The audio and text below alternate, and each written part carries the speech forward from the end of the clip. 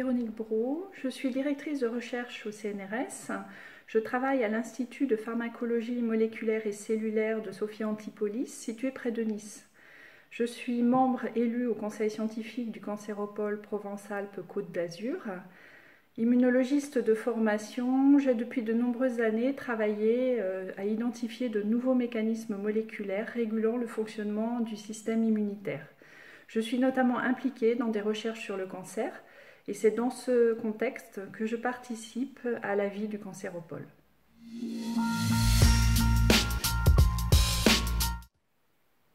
On parle actuellement beaucoup d'immunothérapie pour le traitement des cancers. C'est une avancée majeure, d'ailleurs récompensée par l'attribution du prix Nobel de médecine 2018 au professeur James Allison de l'Université du Texas et Tasuku Honjo de l'Université de Kyoto. Le système immunitaire nous protège contre les agressions extérieures comme les infections et il est capable aussi d'éliminer les cellules anormales comme les cellules cancéreuses. Mais lorsque le cancer se développe, les défenses immunitaires ne sont plus efficaces. L'immunothérapie va restaurer la capacité du système immunitaire face aux cellules cancéreuses.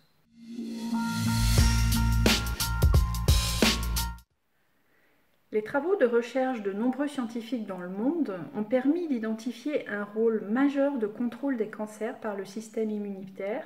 C'est ce qu'on appelle l'immunosurveillance des cancers. Lorsque des cellules du foie se transforment en cellules cancéreuses, elles sont généralement bien éliminées par le système immunitaire. Mais un petit nombre de cellules cancéreuses peut persister tout en restant sous le contrôle du système immunitaire. Enfin, cet équilibre peut être rompu et les cellules cancéreuses se multiplient. On parle alors d'échappement tumoral et à cette étape, les tumeurs créent un environnement qui favorise leur croissance. Plusieurs mécanismes peuvent être mis en jeu. Parmi ces mécanismes, un des mécanismes consiste à bloquer les cellules immunitaires qui éliminent les tumeurs en ciblant un point de contrôle tel que le récepteur PD1 ou CTLA4.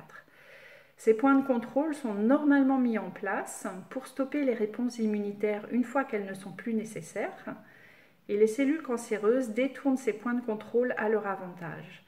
Et c'est sur ce mécanisme que s'appuie l'immunothérapie qui est actuellement autorisée pour le traitement de certains cancers comme le mélanome ou les cancers du poumon.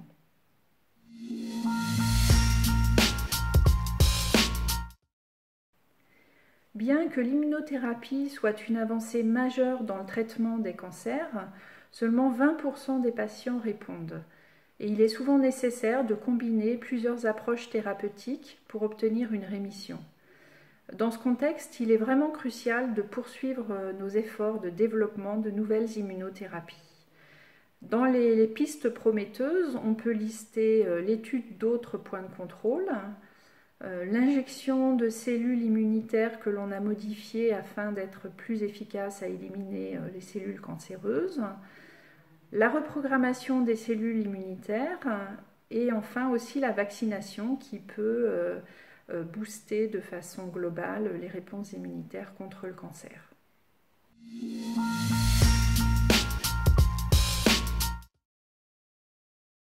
Parmi les cancers de la peau, les carcinomes épidermoïdes cutanés invasifs représentent le second cancer cutané le plus mortel après le mélanome. Ce sont des cancers de la peau pouvant donner des formes graves, récidivantes et non opérables pour lesquelles il n'existe actuellement pas de traitement curatif. L'immunothérapie ciblant PD1 pourrait cependant constituer un nouvel espoir puisque des essais cliniques récents donnent des résultats encourageants.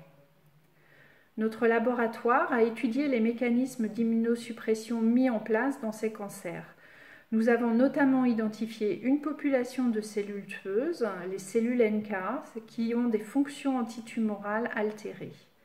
Nous avons ici identifié l'infiltration massive de cellules myéloïdes, certaines qu'on appelle les neutrophiles ou les macrophages, qui expriment PDL1, le ligand de PD1, et contribuent à l'immunosuppression.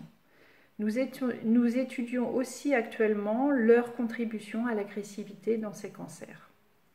Enfin, nous avons mis au point un traitement local reprogrammant les cellules dendritiques impliquées dans l'activation des lymphocytes T tueurs. Ces travaux de recherche fondamentaux ont des applications thérapeutiques que nous espérons pouvoir valoriser. Le Cancéropole PACA nous a d'ailleurs soutenus dans ces projets et dans cette démarche de valorisation.